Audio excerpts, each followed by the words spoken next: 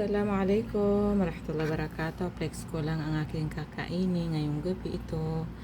Yan lang, tsaka itong tubig. May pagpasok ko, nakita ko yan. Yan, bigay nila sa akin. Nasa labas kasi ako kanina.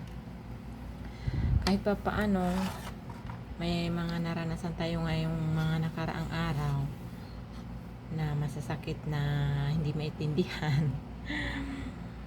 Muntik na akong mauwi sa Pinas. Nasabay pa yung problema ko sa Pinas, 'di ba? Problema mo dito, problema mo pa sa Pinas. Ang ginawa ko na lang, nanalangin ako ng nanalangin sa Panginoon hanggat sa nagsisimba ako ng sunat sa pamamagitan ng Islam.